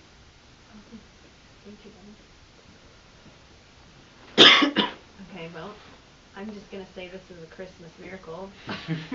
Even though we're not quite in December, but we're in Christmas time. According to my preschoolers, we're at Christmas time. So we're going to take a motion to adjourn this, and then we have our business meeting listed at 5:50, so we actually need to start it at 5:50. So we are going to get ourselves a 15-minute break. Okay. So is there a motion to adjourn our study session? I move that we adjourn the study session. Okay, we're adjourned. We'll start back up again at 5:50. In here? In here. We're going to stay here because we didn't get things set up in the PDC in time. Okay. So we'll stay here. Short meeting.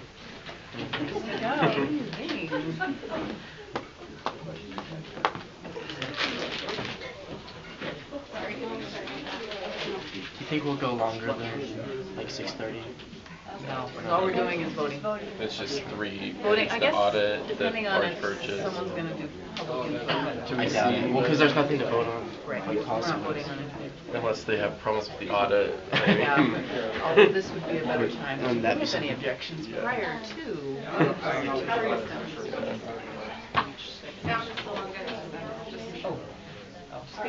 It's not a problem. But I don't think they quit YouTube.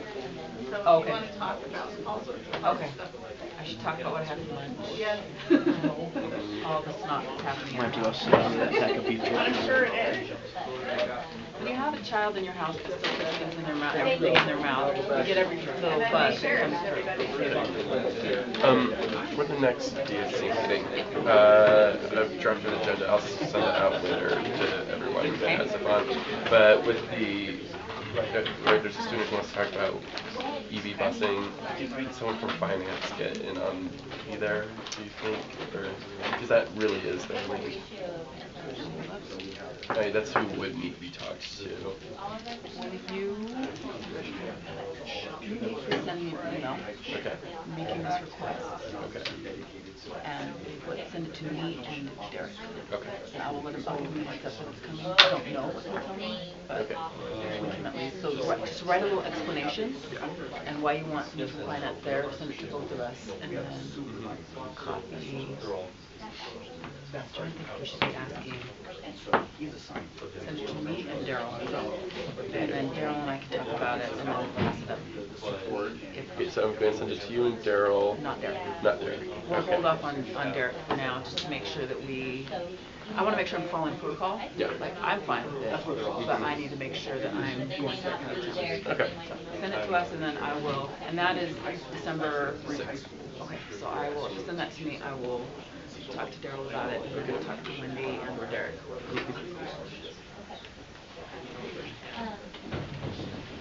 That's our student meeting? Yeah. How young are you? Shoot. I'm older than you. Such an old guy. I know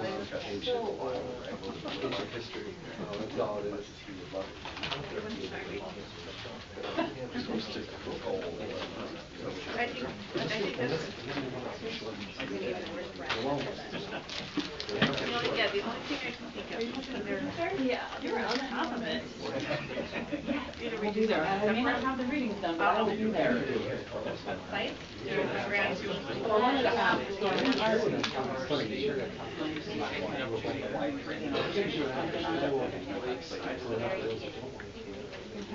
Gina. board members at the conference table. I think you make a good point that we have to figure out and know what's required supervision-wise. Because when you said that, I was thinking and remembering back to talking That's about what I two think board members up there. time-wise Where she said she to was your parents' point, right, doing. and I don't know if that's something we decide or what. So, and that's something I don't know. But they were from far away too. It's good to have survey, figure out, does it be a fourth grade family? Yeah, but they're like, we can't do that. You know, I would participate if, you know what I'm saying? Or I won't participate because. Or if they're new and they don't even know what find it out is, that, like, they're like, oh, Max this is cool We'll option. make it, and we'll be able to make it, so we'll have to, I think we just down Daryl and Wendy and figure out what the 60 days to make it work. Like, I am totally willing to, I think keep it for dinner, so just bring them up to school. That's what they were. That's what's driving the public to see about us is the experience. So my dad went, I went, my daughter went, my grandson about to go. Did you ever get that agenda shared to me? Oh yeah, I'll do that right now. Which dinner are you talking about? Friday? No, Friday. It wasn't right overnight. So, you know what I mean, like, there would be an extra cost, so I think we just need to sit down and decide, if we can figure out the logistics, I would love for work to be able to do it. I don't know if we should. And I don't think if we're the right ones to do that. We don't know. Yeah, right. Well, I mean, we have time. Yeah. Time to work it out, Yeah. right? Yeah. But that's the thing that I was thinking, the supervision thing is a big deal. I would love to. The transportation accommodation. I think And that, there I was- don't know if, I don't think I forwarded it to I you. think- To do the traditional. I sent Daryl Yeah. the thread and kind of forwarded it out. And Yeah. here's the best way to do it. I agree. Especially if I love. So, when they get back, let's figure out how, like, I'm gonna put each room, like, you guys already discussed, we don't know. It's a lot of labor. Yeah. I think so. As long as all of our ducks are around, or we're doing it right, or follow whatever rules we have to follow, or. Yeah, and I'm not sure with only one thing, if that causes a problem, like, Well, other districts would only have one too, wouldn't they? I think we're kind of unique in having two members. But they have chaperones and stuff, and we don't have that. That's what we gotta figure out. You need me to find a teacher to come up with me. I can't find that. Like. Well, and so that's what we need to talk to Daryl and Wendy about, because they know all of that, and they also know Yeah. what we just, like, sounds great, but I don't know if we actually can Yeah. ask a teacher to do that. And so that's why we have to talk to them. I think we're all in favor of having you be able to come up, we just have to figure out if it's feasible. Yeah. And so if it's feasible, we'll let you come up. If it's not feasible, we'll let you know why. And I will, if it's not feasible for you to come up for the whole conference, I will select you to get you to come up for like an evening and meet with the other student board members Okay. and whatever. Okay. I'll send out an email.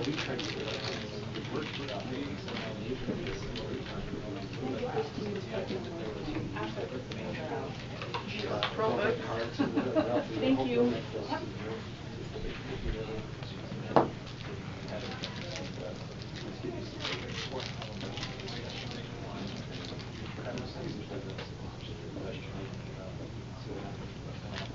Rebecca, Clark told me his surgery was pushed back to Thursday.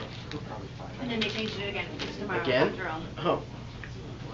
So, Deal. I just got the call, that's why I left.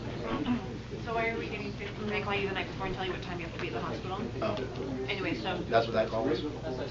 So, he and I have to be there at 8:45. And then. In the morning? Or at- 8 in the morning. They probably won't even start the surgery until. Pretty late, right? Like at least 11, probably. They get you there super early, you know. Probably won't start a surgery until like 11 or whatever. Anyways, we'll probably be there for 6-7 hours total. What surgery is it?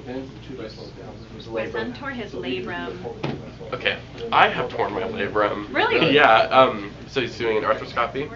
Have you done it? Yep. 6 month recovery? Yep. Jeez. Mhm. He's missing out on baseball season. He's pretty bummed. But he really, really wants to serve a mission right after he graduates. And he, in order 6 to weeks be in a cleared, sling are hard. Yeah. And then the 6 physical. weeks in a sling, he's gonna have to. And it's also, it is a big one too? It is a huge sling. You have like this giant. It's Yeah. not That, really a like, sling. It's straps just around like in the you and straps holds around it. it. Yeah. It's Flimsy little ones you buy at the- it's huge, and I'm dreading it on his behalf, but also for me, because It's hard. he is so active. He's not happy unless he's like And running, you don't have- jumping, you like also just playing. can't move your arm. Yeah, and It's so just- for him to be like He's like always restrained active. in any way He's gonna Like is in like gonna drive school, him it's crazy. a lot more difficult. It's like writing in that was. Well, he has It's a good thing it's it's his left arm, Okay. so he'll be able to still Okay. write. But anyways, it's gonna be a whole thing. It's gonna Yeah. be a stupid thing. That was not a He's fun gonna be time in of that my during life. Christmas, everything, yeah. I'll help him carry his backpack when he needs Yeah, he's gonna need stuff like that. I didn't even think about that. And just like getting a coat on is a very difficult process. It's all stuff I haven't even thought about. Yeah. That I'm not looking forward to, but now you're making me, what do you do? Like, what should I do? I mean, what I did is, like, I had to take my entire sling off and like, Put the coat on and then. and put the coat on, Keep and it on then all had day. to have someone else zip it up for me because you can't zip with only one hand. I'm ready for those photos. Sorry, say that again. Like, so, like, take the sling Meg, off, is there a Kit Kat over there? get in the coat, have someone else zip it up for you, and then get the sling back on. It is a process. But see, that's the thing then, and when you want to take off your sling, then you have to take the coat back Yeah. off, or take the coat off, you have to do the whole thing. You have to do the whole thing again. So that's such a pain. He's gonna be, he knows, and like, he kinda knows, but still he's. Yeah. It feels good to be done with it. I mean, that's what my daughter does musical theater, just like the outside group, and it is so sweet. How did you tear yours? Do you mind me asking? How did you tear yours? Swim. Swim, really? With Yep. swim? I had, I don't know, I had too much movement in my shoulder. Dang it. Mhm. That's really stinky. I'm sorry. His was football against Timpview. Stinking Timpview, man. I love Timpview, but that rivalry. And then in the rivalry game, and that's when he tore his labrum, I was like, I know, it was at. it was that against Timpview. Yep. Silly boy. Oh, man. Whatever. It's not a fun time. Yeah, so he's doing that tomorrow morning. But it isn't, like, in terms of the actual surgery, it's fine. Because with me, like, they gave me a, like, 48-hour numb of my entire arm, which that was really nice. And then the Is he painkillers gonna have to afterward stay were over easy. at the hospital, or is it just one night? They said we'll be there like 6 or 7 hours. Yeah, it's quick. Yeah. What surgery is this? Clark is having his labrum repaired tomorrow. Will you let me come visit him tomorrow? Yeah, I mean, if we can, sure. I don't know. I don't know what the deal is, but this is the card right there, Meg. So, yeah. Anyways, we'll see. But his tore down. How far did yours tear? His tore into his bicep. Oh, I did not came and I nearly was that like, far. these It are was not just the small. normal Honestly, in there. well, because he kept like playing football with it I like got all the playing on it. time. I played the rest of the season. So, I like the template. Anyways. No, it's like Gina's. I do the, so everyone's like, you do it so soon, I'm like, so Shutterfly has 10 free cards. Like, for the Is that- months Gina, coming is that up, your and Christmas so card? I just, yeah. I need to do, I was thinking I didn't need to Can I see do it? that. Or is that weird? aw. What, how might be weird to give the students a, it's like, do I give the students one, or is that I mean, weird? I mean, whatever you want. Yeah. if you feel inclined to. Or is it just gonna go straight in the trash? No, Be honest with me. my family has a entire display from every card I that's taken Yeah. this season. I save my So, cards too. I have a little Santa's mailbox thing that I hang all my cards around. It's like a big, Christmas cards are a big deal to me. I love Christmas my cards. family's saved every card that's sent out since like my parents got married. Yeah. So it's like I have a book. 2004. That's a good I have a book idea. of our Christmas I cards, should've and we done can that. see like the kids change over the years. I can do that, but now we can start. Do you know what I do with the people I get them from? I do a That's what my pre-read. sister-in-law does. It's what But they're that's my not gonna Christmas fit, you're gonna have to trim it down. Well, it's just gonna be that they don't. They'll be the cover. But she keeps them from previous years, Yeah, and so it's she fun to has, see and family then and go, friends. yeah, flip through them, I love that. But it's fun.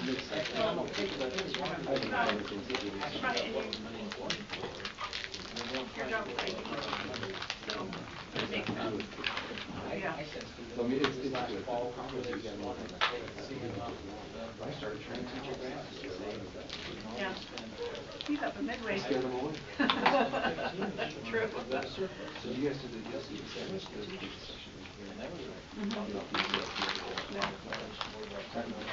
Okay, talk to you later. I will. Happy birthday, John. She, her kids are so. That was her curly hair. I just did one pot, so we can do a second one? Okay. Bonnie said she was gonna put a flag up on the screen. Bonnie, you still have, you can put a flag up, right? Yes. Alright. Yeah, I didn't realize the licorices were still there from the last time. I already have like I four. well, I just took like 8, but I'd have taken way more by now if I hadn't remembered they were there.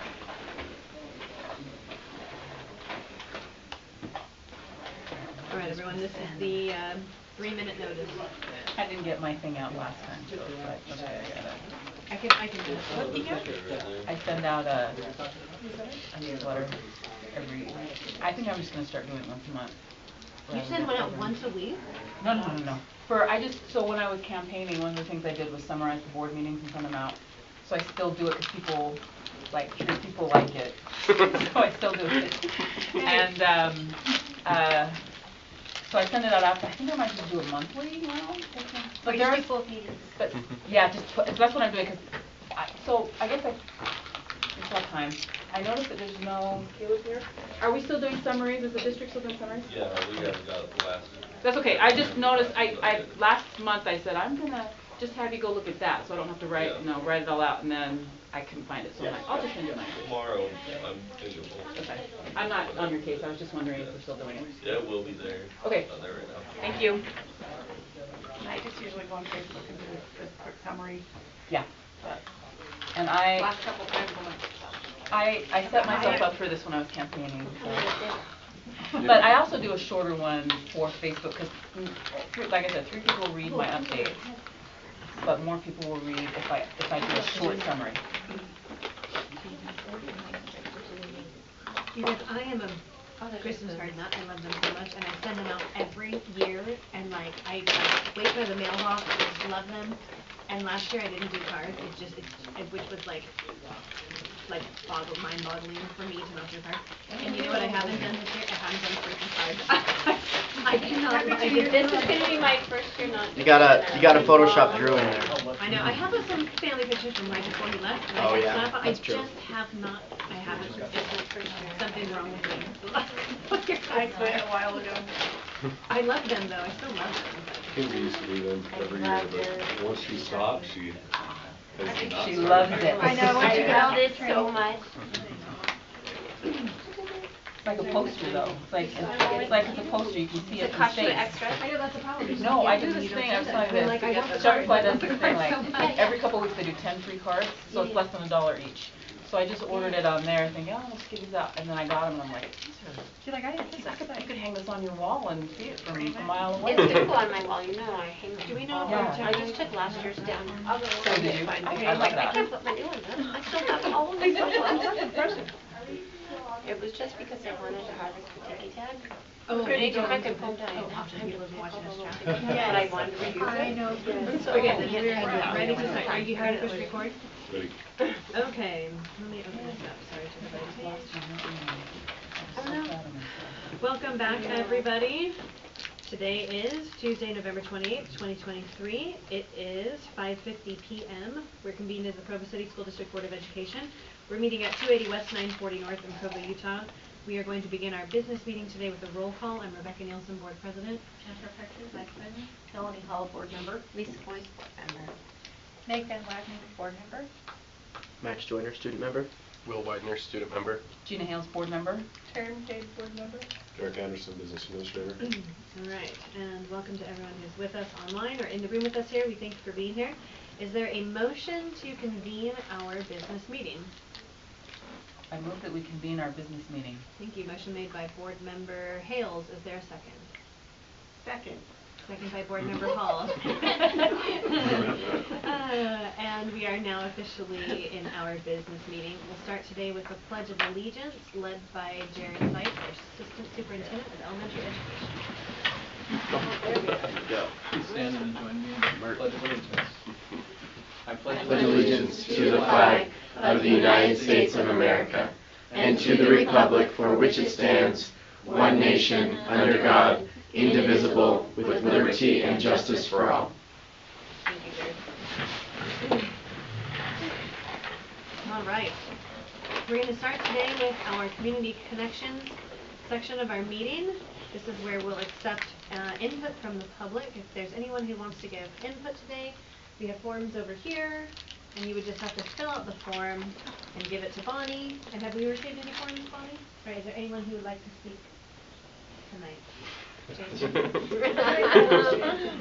Okay, then I think we'll go ahead and close that section, and we'll move on to our business items.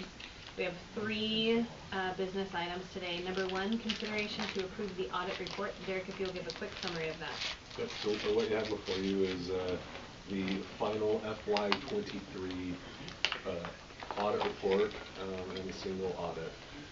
Every year, our financials must go through an audit by an outside external audit firm, and this is those results.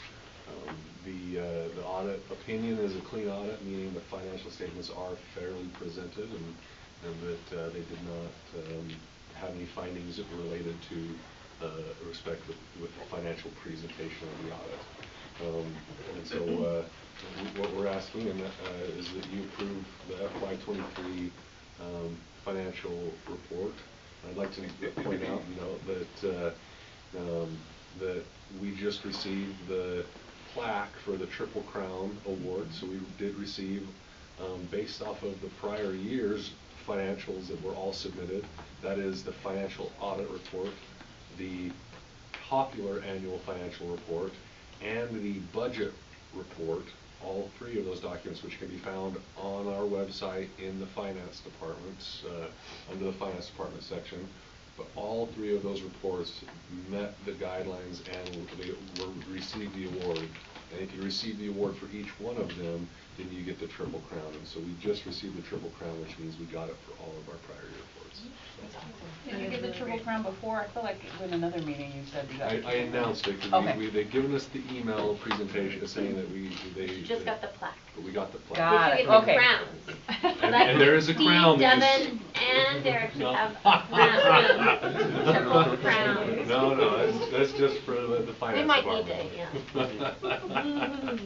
Okay. Excellent. Is there a motion to approve the audit report? I move that we approve the audit report as presented in study session. Okay, thank you. Motion made by, Board Member Van Wagenen. Is there a second? I'll second. Second by Board Member Hale. I guess I am struggling. Sorry. I know your names. They're just not coming out right. Is there any further discussion or comments? Started with Board Member Van Wagenen, if there's any.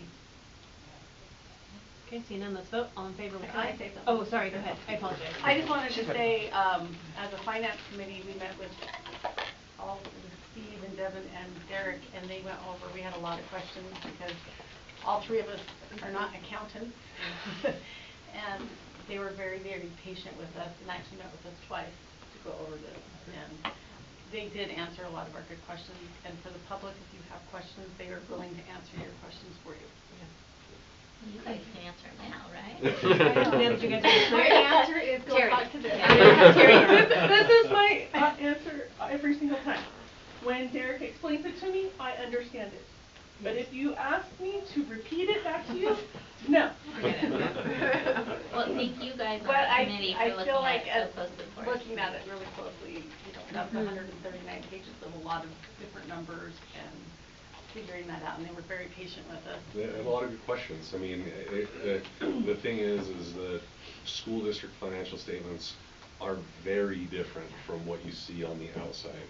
And because of that, there brings in a lot of complexity and uncertainty and questions that just people are trying to understand. And so they had all great questions because they're questions that I would expect from somebody who is familiar with financials, but just doesn't make sense what they're looking at. So they had great questions.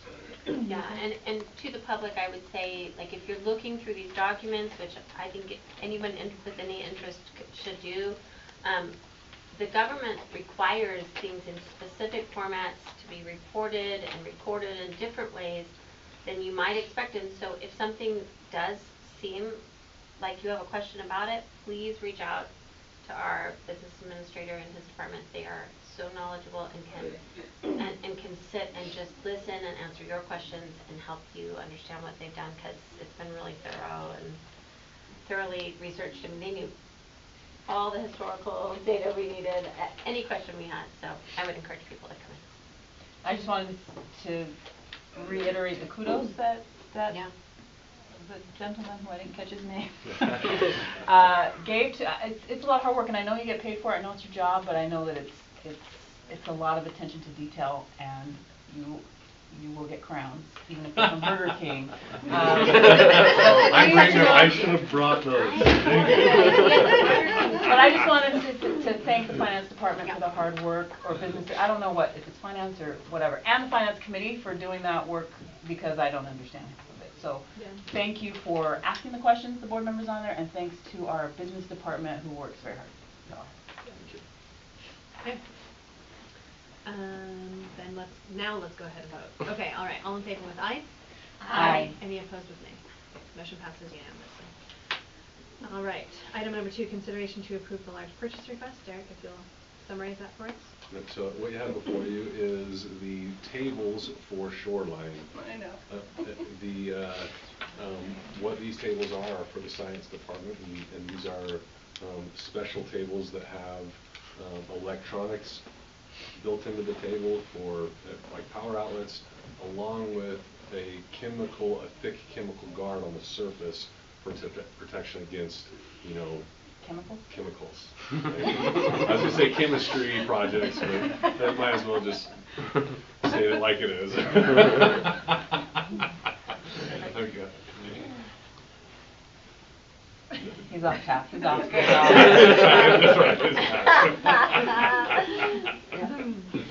But so we're asking you to approve this purchase of $92,223.75. And I apologize, I did not put it up in the recommended action. I just put it down in the comments. Okay. Great. Then is there a motion to approve this large purchase request? Except for now I refreshed and I can't see my... I move that we approve the large purchase request in the amount of $92,223.75 for the shoreline science table. Okay. Is that close enough? As As discussed in study session. Did you put on here Wasatch Playground? So and here's what that one is. Okay. This is a comment from when we met to build the agenda. My memory was they brought two things to my attention. One was the Wasatch Playground that we talked about. Yes. The other one was this, and I had mixed the two projects up. Got So. it. Okay. Okay. I was looking at that going, did I just bring up the wrong agenda? But no, okay. Perfect. Okay, so motion made by Board Member Partridge. Is there a second? I'll second. Second by Board Member Boyce. Any further discussion, starting with Board Member Partridge, if there's any? Lisa. All right, then let's go ahead and vote. All in favor with aye? Aye. Any opposed with nay? Motion passes unanimously. Item number 3, consideration to approve the addition of a position in the business department. Devin's still here. Quick summary? Just a request to add an additional position to help with several needs that we have in our department. Okay. Great. Is there a motion? I move that we approve the addition of a position in the business department as discussed in study session. Okay. Motion made by Board Member Hall. Is there a second? I'll second. Second by Board Member Hales. Any further discussion, starting with Board Member Hall, if there's any? All I would just say is I appreciate what the business department is doing right now, and if this is a way we can help them, I'm all in favor of it. Great. Anyone else? Here. Okay. Then let's vote. All in favor with aye? Aye. Any opposed with nay? Motion passes unanimously. Okay. That is it for today. Is there a motion to adjourn our business meeting? I move that we adjourn the business. We adjourn. Thank you, everybody. Wow, 6:01. We're 9 o'clock on Capitol Facility, and we had one since that one. Oh, that clock's late. That clock is very late. Did we hold one when you went to Seattle? Oh, maybe you did. No, we changed it. We changed Yeah, it. so That's you all. were there. We haven't had one. Yeah, no, I can't even look at my calendar. We're supposed to have everyone. Derek, off the top of your head, can you think of when our next Capitol Facility meeting is? You're going to go home and think it's time. It's like one of my favorite. It's quarter. It's got to be, we're going to do it quarterly, so every 2 Okay. months, and I think we did it in October, so it's got to be January. January. Yeah. Okay, perfect. I just thought, Dinner maybe I missed it. I have to And here, the reason why we set that one quarterly and not monthly is because